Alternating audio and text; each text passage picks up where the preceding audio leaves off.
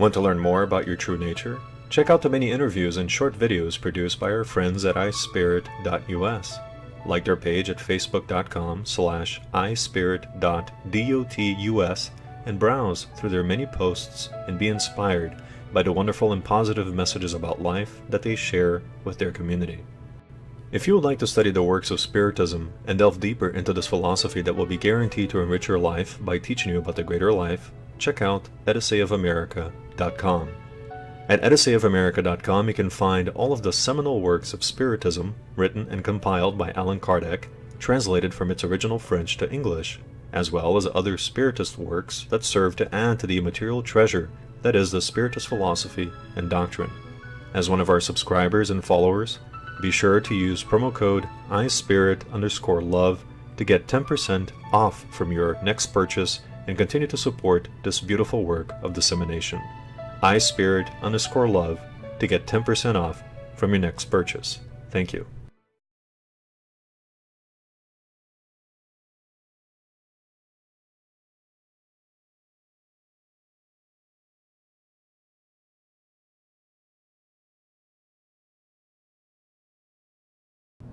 Well, hello everyone and welcome to another one of our videos. Last time we had begun going over the book, What is Spiritism?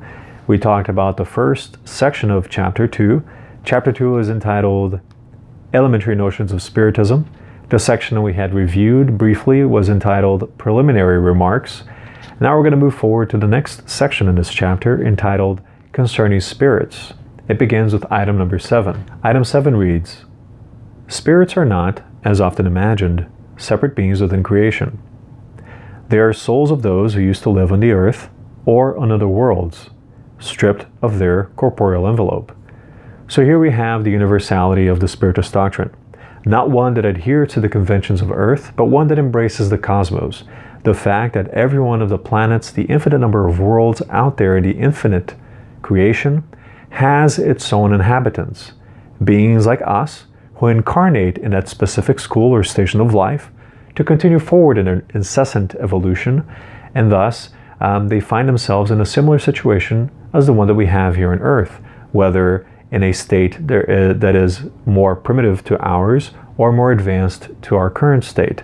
It does not matter, or even equal to our state. They are still the same as we are.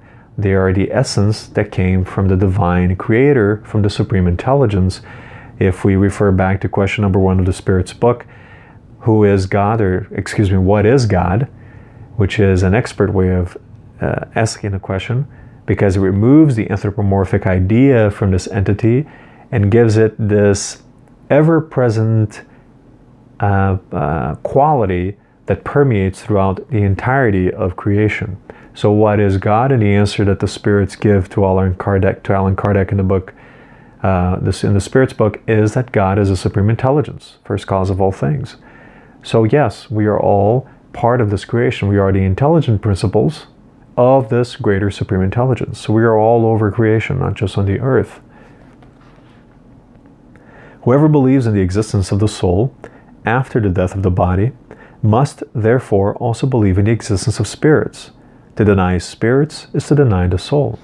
Well, clearly, if the soul is part of who we are, and the spirit is as well, the terms may be used interchangeably because for most of us it doesn't have much of a difference, and we can't focus too much on the words because, as Paul said in his letter to the Corinthians, for the letter kills it, but the spirit gives it life. So we have to actually pay attention to the content of the words, the spirit behind the words, no pun intended here, but what it actually means. If we just look at the surface, the superficial nature of the text, we get lost because we try to interpret things superficially. We're basically swimming in the surface of an ocean, missing the greatness that is found, the wealth that is found in the depth of this ocean of information that is Spiritism. So we can't just focus on the terms. A lot of people get stuck on the difference between soul and spirit. It does not matter. However you want to call it, however you want to label it, as long as we understand the concept that we are immortal beings, that we are inhabiting a temporary corporeal envelope in this existence, and that we discard it once we depart from here, but we continue onwards, The spirit that we are continues onward. The personality that we have, all the knowledge and all the faculties and talents that we've accumulated from the past existences that we've lived out, come with us, and we take that with us onto our next existence and onto our next level of progress, and etc. So we are spirits. We are souls as well. The soul being, by Allan Kardec's definition, the spirit itself. The spirit being the compound being that encompasses the soul and the perispirit, which we briefly touched upon in earlier videos that we'll get more in depth with later on, and the human being, which is the three-part being that is composed of the physical body, the perispirit, and the soul. Therefore, soul, the intelligent principle, spirit, the intelligent principle, and the perispirit, human being, the soul, the intelligent principle, the perispirit, and the human body, the corporeal envelope. Item number 8 reads, generally speaking, people have a mistaken idea about the makeup of spirits. They are not, as some believe, vague and indefinite beings, nor are they flames or ghosts like in the tales about souls from another world. They are beings like we are, with a body like ours, but fluidic and invisible in its normal state. Again, the term fluidic is just to define it, so we have an idea of what it is. Let's not get stuck on the terminology and on the words. We have to remember that these books were written by the mind of a scientist, but even so, they were written in the 19th century, in the mid-19th century, mid to late 19th century, so the terms are going to differ a little bit. But we can still kind of understand the concept of a fluidic being.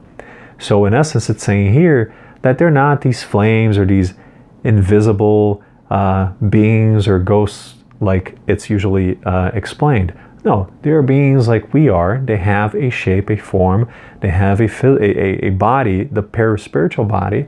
But because it is a rarefied element, a rarefied type of energy that is quintessentialized, we are not able to see it with our gross and rudimentary faculties, the vision that we have that is limited in the body that we have, so we're not able to detect it.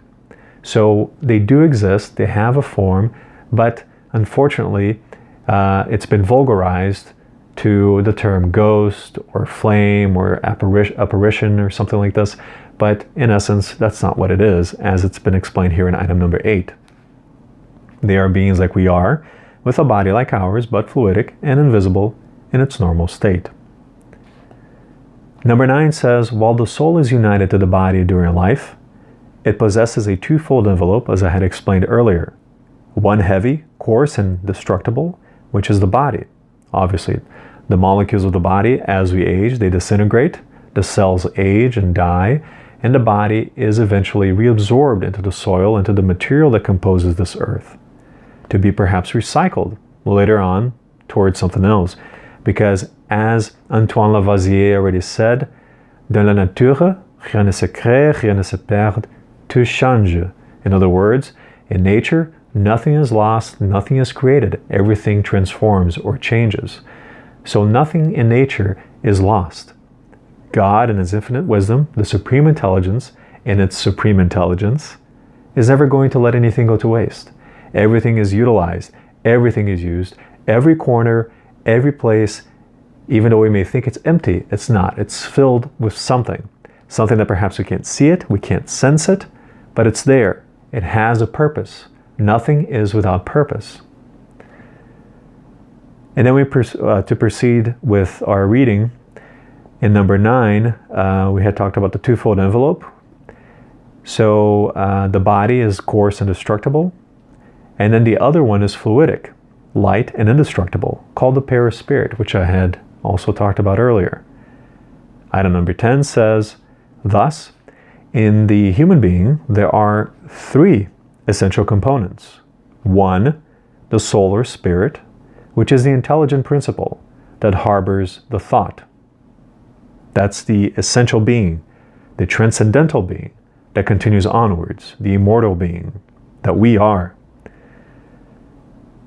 It harbors the thought, will, and moral senses, or moral sense, excuse me. Number 2, the body, which is the material envelope, or the envelope that is composed of the lowest the energy that is in the lowest frequency. We could say it like that as well if you want to apply it to quantum physics and that type of terminology. So the body, which is the material envelope that enables the spirit to relate to the exterior world. So the body is more or less the diving suit in the ocean of life that allows us to interact with the different creatures or different objects in this existence. So imagine that we had to dive into an ocean, and to be able to dive into this ocean, we have to wear a suit that is heavy, that drags us down, that weighs upon us, that is a burden, that limits our senses, because if anyone has seen a video of someone scuba diving, the masks will limit the vision that we have, the field of vision. And this is exactly what happens to the spirit. The spirit limits itself in all of its faculties. The hearing, the seeing, everything else is limited. And it is done through the regular conventional channels that we have. You will listen through the ears, we see through the eyes, we smell through the nose, we talk through the mouth. When in reality, when the soul that we are, or the spirit, is liberated from the body, we no longer have these restrictions, these limitations. We remove that diving suit, and we are able to see with everything, hear with everything, and we don't need to verbalize, we simply talk telepathically. So yes, we are restricted when we are incarnated. And the material body allows us to interact with nature, specifically here on Earth in the stage which we find ourselves. And third, the perispirit, which is the fluidic, light, imponderable envelope that serves as a connection and intermediary between the spirit and the body. And if you look at item 94 of the Spirit's book, we find that the perispirit is made up of the material that is found in each world. In other words, if we are to incarnate in a specific planet, the perispirit is made up of the material that is found in that particular planet. In order for the soul itself to be able to somehow form that physical body based upon the materials it collected from that world, that will form that perispiritual body that will be able to connect itself to the physical and dense environment in which it will incarnate. So in essence, we can say that the spirit gets into the diving suit, but in order to operate the diving suit, it needs another agent, a connection. So we say that perhaps the perispirit would be the cable that allows the oxygen to come into the diving suit, so that the diver will not run out of breath and not be able to work the mechanisms of the diving suit. It is a rudimentary explanation, kind of crude, but I think it gets the point across. We will dive deeper into the subject of the perispirit later on. Maybe I'll make a separate video, but alas, I hope this made sense to you. Item 11. When the outer envelope is spent and can no longer function, it succumbs and the spirit rids itself of it, like the fruit rids itself of its husk, the tree of its bark, the snake of its skin. In other words, as if it were taking off an old and useless garment. This is what is called death. So there you have it. Death is nothing more than a transition. It is us finally finishing this diving, this dive that we embarked on, and we are lifted back, hoisted back up towards the surface of this dense ocean of life, finally being able to remove this thick diving suit that we put on, disconnecting from that oxygen tank, and now we're liberated, and finally we can see and breathe the beauty of the lightness of the true reality which we inhabit, because the illusion is this life. The reality is the greater life. So that's what it's all about. And this is the first portion of the second section, and we'll continue onwards in our next video. I hope you enjoyed this. And as always, leave your comments or feedback if you'd like to, and let us know how we're doing. And I'll see you all next time, and may God bless each and every one of you. And as always, may Jesus guide all of you in your footsteps. Thank you so much.